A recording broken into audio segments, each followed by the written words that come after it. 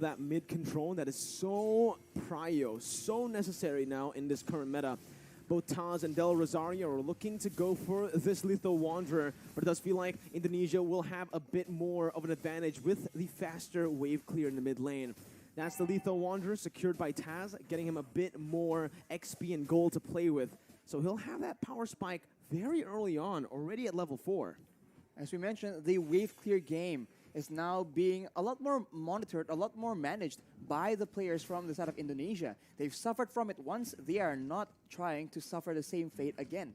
So right now, they're just moving around, and I think before the first turtle spawns, it's going to be relatively slow. But as I say that though, uh-oh, there you go. That's the barrier with a wild charge. Psychos now going to be caught. First blood over to Philippines, but look at Taz. He's able to bring the members back in with a heavy spin. Del Rosario going to fall. The jungler for the XP lane, and Dapda will be forced to flicker out of there. Villaluna a bit late on this rotation to match up against the Indonesian mid laners, but it is still just going to be a 1-for-1. So 1-for-1, so both teams now holding their own, but this is where things get a bit hairy. The first turtle, where everyone has their ultimates, we have to see who can actually weave in the better team fight.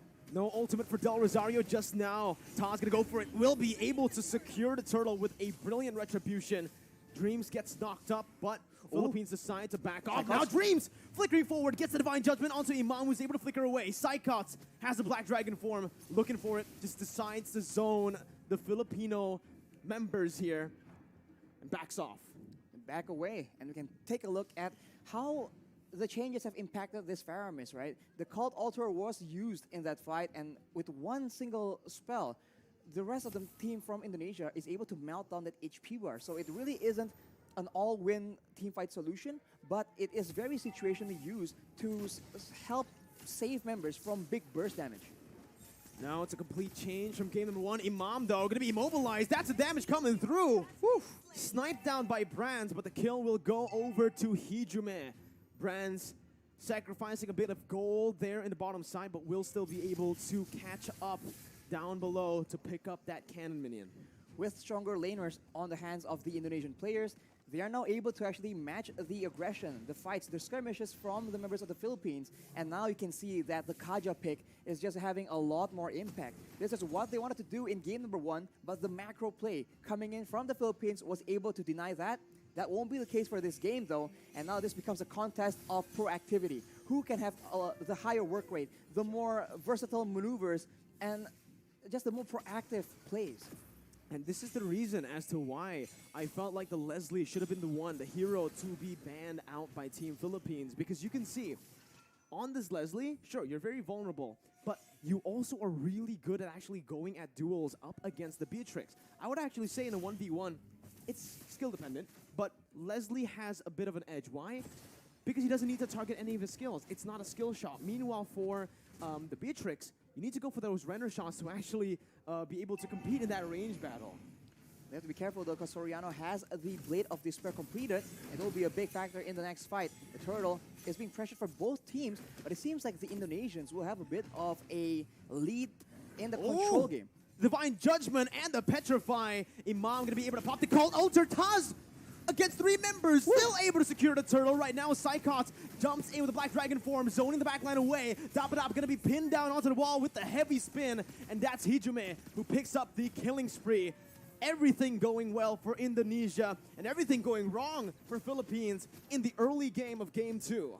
They lose a member to the pickoff, they lose a turtle to the steal, so Indonesia is completely taking over and looking completely different. Is this a momentum thing? We'll just have to see. Hijume with the Ice Queen's wand right now will ensure that the Filipino members need to be a bit more careful, even more careful in how they want to position. They've been getting caught out without that slow as well. Brands has just been farming up a storm. I really want to take a look at these items, right? It's a good steal by Soriano, but he got full turret gold, clearing waves constantly. He should have more gold than Soriano here with the assist that he got as well. But here in the mid lane, the bottom side river, Del Rosario going to be chained up again, and that's the pin down with a heavy spin. Del Rosario going to fall for the second time in this game. Dreams with another Divine Judgment over to Imam, as that's an Ibiru's Passion dealing no damage over to Taz, who jumps in again. Soriano zoned away, but the damage coming from Brands, shooting him down. Dapadap finally rotating towards that bottom side, but it's a bit too late. Once again, Team Philippines falling more and more behind as we go and progress into the game. The Philippines are having very much trouble trying to manage distance because they're being slowed an insane amount. At any moment, it starts with the slow and then it gets followed up with the divine judgment, with the heavy spin. So Indonesia's pick-off game is going exactly how they want it to. And right now, they also have the advantage when it comes to range and also when it comes to that late game. They have that artillery with the real-world manipulation, and they also have the Leslie that can do a lot of true damage up to 2k in a single hit. And in the late game, Soriano will have a lot of issues trying to get any impact done in the middle of a big team fight. There's so much CC from Team Indonesia. There's a lot of survivability from Philippines, but they need to be able to utilize that crazy engage from the wild charge. And right now, it just doesn't feel like they are going to be able to. Taz there going for the turtle. That's going to be the real world inflation that was popped into for Soriano to flicker out. They baited out the Cult Altar and they baited out Villa Luna into the other side of the wall. Mid lane turret going to be sieged down. Brands looking just to poke the Filipino members. But it's a good disengage by both teams. It's still a small victory for Indonesia with that turtle take.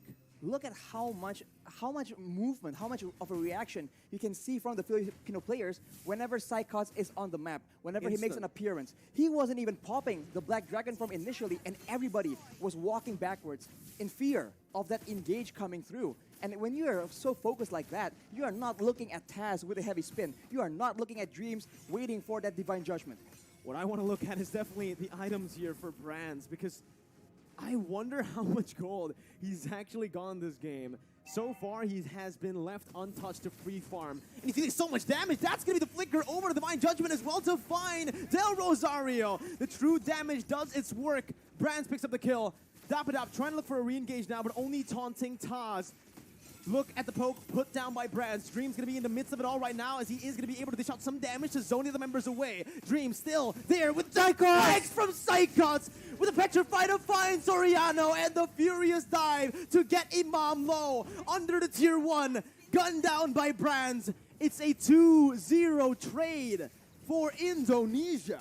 Unreal execution coming in from Indonesia right now. We thought that Psychots was the main distraction. He was the one coming in from behind. You barely notice it until it's way, way too late. Let's take a look at that replay right now. The fight was breaking up. There's a lot of action back and forth. And Psychots out of nowhere. The tower doesn't even matter because it's way too low. Indonesia able to actually push Philippines into a very uncomfortable position, and now with all the advantages when it comes to crowd control, when it comes to damage, they are looking at a cruising victory in game number 2.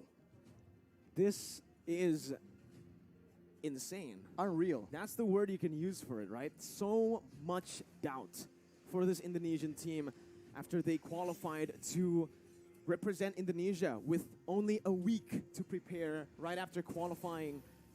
Still able to play super well. And now they're rotating towards that top side. Taz soloing that lord. Del Rosario caught no one there to help him out. Has to use the wild charge defensively and will lose out on a lot of HP. Brand still is able to get out. Has the flicker. They're going to go in for another re-engage here. Just some poke down onto the frontliners. And you can see that true damage, Arashi. I really wonder what the items are looking like right now, because the damage is pretty unreal already in 9 minutes for a Leslie. It comes with a true damage, and when you're concerned about the true damage, you can actually feel the burn coming in as well. Look at the items, as you mentioned. The Windtalker, the Endless Battle as well, allows him to get so much more burst damage initially, and after that, the Berserker's Fury allows him to dish out a healthy amount of DPS. On the other hand, you can see the Iesf, right? Hijumi with the glowing wand. All these tanky members are taking percentage HP damage whenever he's dishing out these spells, and they are absolutely spammable. And the siege game is dangerous. Luna going to be caught in that real world manipulation. Imam as well zoned away. The wave manipulation from Indonesia, absolutely phenomenal, as they are going to be able to use the Lord down below to pick up a turret. With Psychot zoning the other members away with a Black Dragon form as well. That's base turret number 1 taken down. Top side pushing in, but Indonesia will decide to just play it slow, clear out the mid lane, and reset. they have an absolute advantage when it comes down to those siege situations. Having the Iesf, having the Leslie means that you do not have to go and force those fights because there's no other way for the Philippines to dish back that kind of damage. Soriano is the only solution they have, and at this point, when the only option you have, when you only have a single option, it becomes very easy for your opponents to try and adjust to that. But the Philippines, it seems like they are not willing to completely concede control just yet. They need to be very careful though, because the flank game, that flank game is just so on point from Indonesia right now. This is what we saw in Game 1, only just the opposite happening here in Game 2. Indonesia having control the whole 10 minutes early on. Philippines with a very similar flanking position here to look for something, but it's going to be a concealed play from Indonesia. And oh my God, Dream finds the Divine Judgment onto the best possible target. Soriano's out. Dapadap has to flicker out, but Psychos chases him down with a passive. Dapadap still surviving here. Only one member taken down, but that might just be the member that Indonesia needs to pick up some more base turrets. That high ground control is no longer available for Soriano. Dapadap trying to go in for some damage right there, but it's actually going to be petrified from Imam. He's going to be taken down. The wild charge in desperation. Villaluna in the back has to back off. It's an absolutely insane game and an insane performance from Indonesia as they knock Philippines down to the lower brackets. How? What? Oh my... We have no words left right now. How was that possible? That is insane from Indonesia. The awareness to know where are the members from the Philippines, who to target.